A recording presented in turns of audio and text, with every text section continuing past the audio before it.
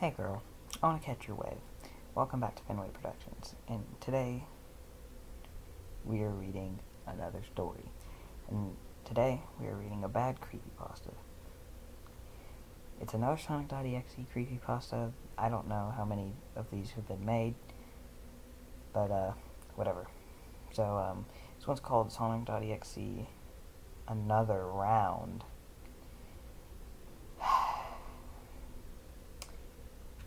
I don't know. The first one was bad. The original was bad.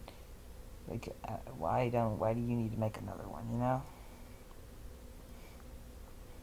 After the detractive, D E T DETRACTIVE, detractive. After the detractive's disappearance, the Sonic.exe case continues on. Police are still struggling to find out exactly who's behind the murders. When they broke into the victims' houses, all they found was a computer that was wrecked. I don't really know much about, I don't know, being a police officer or terminology for something like that, but I don't think the term you use is broke into the victim's house. I don't know when they entered the victim's house is what I think is the word you should use, but I'm not really sure. The owner had vanished without a trace. This case would have gone cold completely if it wasn't for me finding his diary. Who am I? I'm his boss. I didn't want to believe what I had done. If I had never handed him this case, then none of this would have ever happened. That was it. I had to stop the so-called Sonic.exe from taking anyone else into his dimension. Quick thing I want to point out. In the first one, the original, and just the second one, I don't know if it's called the second one. I just know Yuri of Wind read both of them on his channel.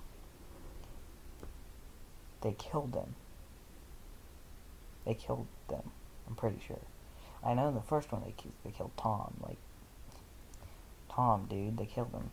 But in the second one, they killed them too, I'm pretty sure. It's been a while. But now we're taking them to a dimension? Like, whatever. And also, if you hear background noise, it's hella windy here. You're getting some serious Oklahoma weather, okay? I live in Oklahoma, by the way. That doesn't matter, though. They predicted like 60 mile an hour this morning. Like, so yeah. Just if you hear background noise, it is the wind. Yes, I have already looked over his diary and I know what's going on. It's hard to believe though. So X only takes you if you play his game. How strange. He did give me an address though. That must have been where his cult is hiding out. I'll prepare some of my men and we'll go raid the place. I'll get back to you once I get there. Signing off for now. How old is this dude? Why is he writing in a diary like he's a teenage girl? Or like he's writing, I don't know, like a telegraph or something? We all met at the front door. In total, there were 19 of us. There were me, my squad, the backup squad in case our squad failed, and there was a backup squad. They carried heavy weapons and would go in if neither of our squads came back out. We set the timeline to 1 hour. Then I commanded the other soldiers to stand guard outside in case anyone tried to flee. We kicked down the door and went in. Well, my men anyway. In total, there were 5 of us. What happened to the other 14? Or like, is 19 in total, like, counting the 2 backup squads? Or did the other 14 stand guard outside? Whatever. The first thing that hit me was the smell. No joke, the whole place smelled disgusting. Think about food that's been overlooked for a long time and started to rot. It smells like that, but a million times stronger. We had to cover our noses in order to block the revolting smell. You smell that? Asked one of my soldiers. Yeah, it smells like death itself, said another soldier. Did he mean like it smelled like a dead body? Or does he just mean it smelled like death? Because I wasn't aware death had a smell. Never mind, I'm being way too picky on this. I can't believe these guys are using this as their base, the third soldier flag. Wait, stop, I heard something up ahead, I whispered. We stopped, but I couldn't hear it anymore. It stopped, I whispered. Continue on. And so we walked for what felt like an hour. Now here's the weird part. 1 minute my men were still with me, and the second part I blinked. All 5 men had vanished, without a trace. At this point, was there 6? Was there 5 including you, or was there 5 other men?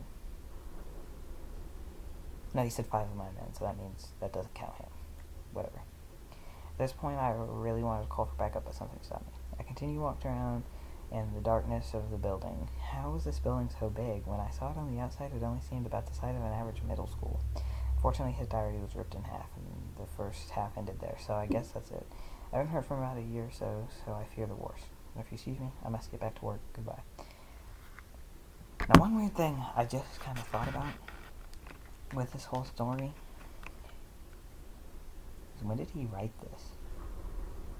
Maybe the other half explained something?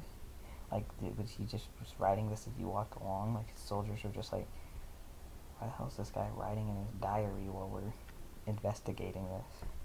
Or something like that? I don't know. Well, that's all I have for today. Finway Productions. See you next time.